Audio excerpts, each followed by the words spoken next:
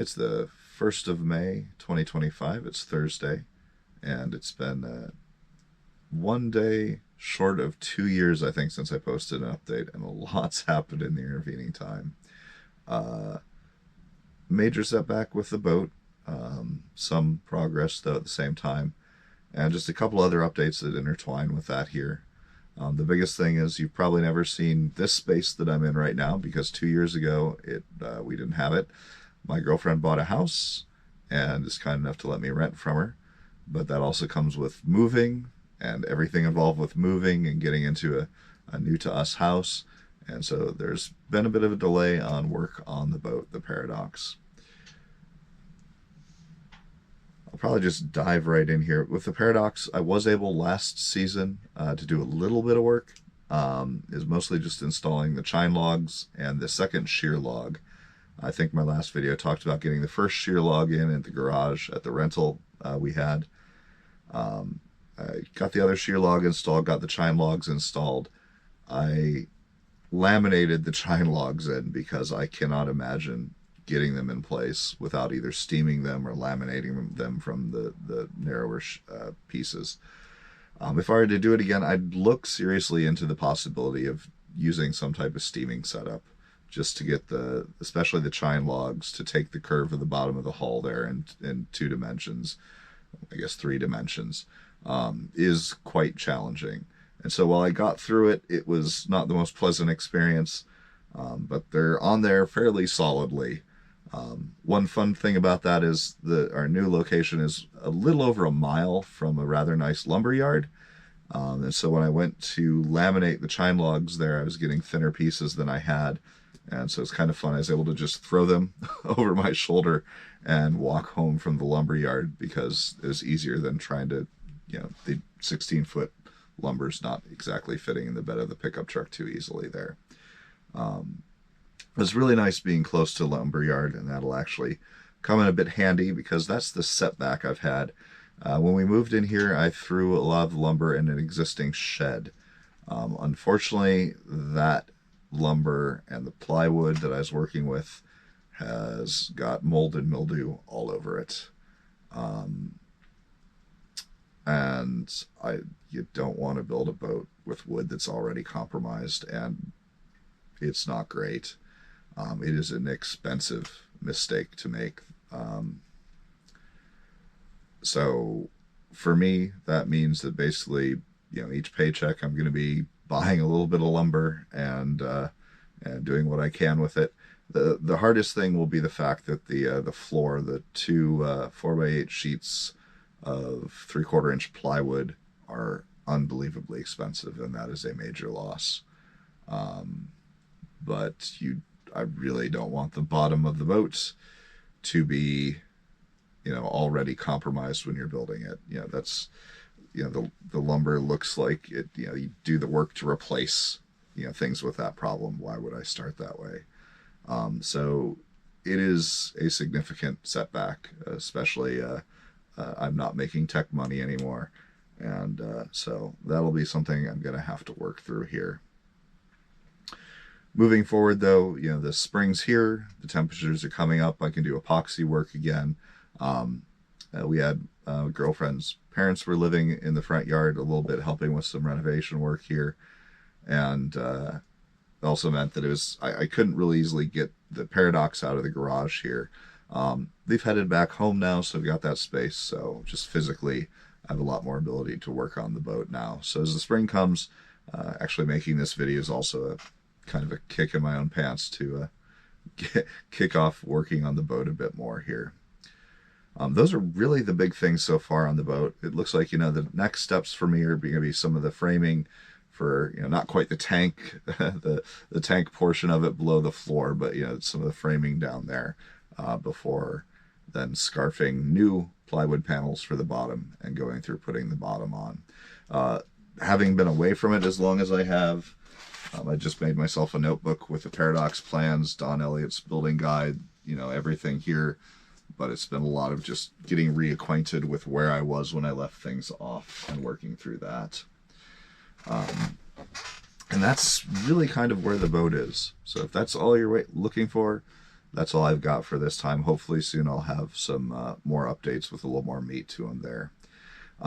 As far as nautical things in my own life, a lot has changed in 2 years. I wouldn't use the term sabbatical anymore. I think I've pretty solidly come back to the sea. Last video I was talking about how at the time I was working in a sail loft as a seasonal winter job, and I was then looking for a deckhand position going into the spring. In that video, I just had COVID for the first time, and so I missed the hiring rounds, I thought, for some of the deckhand positions. I was lucky. I was able to find a job at a local tour boat company, which actually turned out to be an amazing gig. My parents weren't exactly teetotalers growing up, but pretty close to that. And now I'm a bartender, narrator, and deckhand, as well as a few other things now. And it's actually been quite fun. I basically am able to introduce people to my chosen city here, the city that I love. And basically any type of, time I'm reading history or learning more about the city, it also works as well for, being relevant to work there. It's pretty neat. It's also a wonderful company that's caught my attention because they hire interesting people, and I'm blown away that everyone I work with has an incredible story and life to share their experiences about. And I kind of originally I planned to be there only 90 days, get my captain's license, because you need 90 days of recent sea time, not just my old military sea time, but recent sea time. But 90 days came and went, and I'm coming up close on, I think, about 300 sea days there. And no, they do a really good job of hiring interesting people and creating a really worthwhile company culture, which makes a big difference there. There's a reason people stay. On that note, one of the big things is I do have my master's license. Master of self-propelled vessels, not including sail or auxiliary sail, less than 100 gross tons upon inland waters. And in the United States, we also have an OUPV. You can operate uninspected passenger vessels, and I have my near coastal for that. So I have the captain's license. It looks like I'll actually probably be captaining for the company I'm working for starting in this late summer. One of the cool things that I really like about the company here is we have about 7 boats. All of them operate differently, and it's a great opportunity to get experience that would be hard to get even if you're paying for it. And I think I mentioned that before. It's kind of something I've discovered for myself. I mentioned before, working for the sail loft was a great way to learn sail making, sail repair, as opposed to paying $300 for one Saturday class, which is great if you have nothing else, but being able to do the work and actually practice the skill on a daily basis makes a huge difference. And so that's what I found also at this company, is the ability to just be on the water on almost a daily basis really makes a difference in skill development. And so with 7 different vessels here that you can eventually captain, you get to learn all the quirks of each one. Each is slightly different performance, behaviors, propulsion configurations. And when I was in the service, I was on a large vessel, acting in the capacity kind of equivalent to a third mate of pretty decent tonnage. But on a research ship, you dock maybe once a month, and you have 5 officers aboard, and you're all rotating through, so you dock maybe 2 or 3 times a year as the actual conning officer there. And so this is a great place where you get a lot of that close-in, coastal experience. And in some of these cases, we're docking 6 times a day, or the first boat it looks like I'll be on, docking on the order of 30 or 40 times a day. The first boat you learn on is basically running a very short ferry service in a tidal estuary in an underpowered tub of a boat that, if you cut it in two, would still float because it's built out of foam, but it's near a marina full of people that don't know what they're doing around you, and people who put crab pots in the middle of the navigation channel. And the thought seems to be, if you can handle that, they'll trust you with more expensive assets and more passengers. And so it's actually kind of really an ideal place to get some hands-on time learning that small boat handling close in, which is a nice contrast from my professional time before as a deck officer with NOAA. In addition to the captain's license, which I have here, I'm working on the sea time to upgrade that to a near coastal license. Basically, here in the United States, your license is, and many other places, your license specifies what type of boat you can use it on, but also where you can use it. For a 100-ton master's license, inland, you can use it in inland waters. Here in Puget Sound, we are confusingly international coal regs, collision regulations, were not the inland rules, but we are inland for purposes of licensing. We have a boundary line up in the Straits of Juan de Fuca, not a coal regs demarcation line. That's a fun thing to learn about. But I do have the sea time with NOAA to coastwise and oceans time, so that when I get a few more days, a couple months more at the company I'm working for, I should be able to raise my license to a master 100-ton near coastal, which is a nice thing to have. In addition to that, having the captain's license, one thing I am working on is I currently am one of a couple classes into getting my AB. That's an able-bodied sailor, I think is what they say nowadays. Used to be able-bodied seaman. There's a couple of kind of grades of AB. There's an AB Special, there's an AB Limited, and there's AB Unlimited. And all of my licensing here is national licensing. That means it works in the United States. It doesn't work with like STCW and internationally or anything there. But I'm going for the middle there. It's called an AB Limited.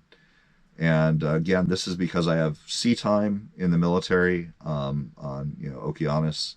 And right now there's kind of a shortage of people in the maritime industry in the country. And so as part of that, my understanding is, the Coast Guard has lowered some of the time requirements for some of these deck ratings. And so I have enough time right now that I can get the AB Limited. So I'm going through taking a couple classes to check off some of the testing requirements there. Things like just an AB course that covers things that I had learned before, but it meets the requirement for the Coast Guard box check for testing. As well as I'm taking a basic safety training class, which I had 17 years ago, which is fun because that's next week, and you get to do things like firefighting, which I was terrified of at first, but the first time I actually went down into a fire simulator, it was really fun. And then the last class is proficiency in survival craft. Basically, you're no longer an end user of the life raft or the lifeboat. You need to be the person that can launch it, operate it, and help other people do so. So with those, that means this summer I should be applying to get the AB Limited endorsement on my license. Some of that is because if I get it now, even when they raise the sea time requirements, I'll have that still. But also just general flexibility. An AB Limited can staff, I believe, up to 50% of the AB requirements on a vessel of any size in national waters, which is actually a fairly useful thing there. So I'm kind of excited to see that, excited to work on, raising the grade for the captain's license there, and even more excited to actually put the captain's license to use. Other things that are going on, I think the biggest one is a little weird. My career in tech, my background is, my degree is in electrical engineering, and I work on a fair number of different boats. I have a old McGregor is the boat that I used to keep in a marina. I still have that right now. I'm building the Paradox, but I built a custom navigation computer for the McGregor, and I realized I don't want to build a custom navigation computer for every boat I'm working with. And then in the ultimate stroke of nerdery, I realized this is what R2-D2 was in Star Wars. It was an astromech droid. It's basically a navigation system you plugged into the fighters and stuff. And so I realized I could just build my own custom navigation system.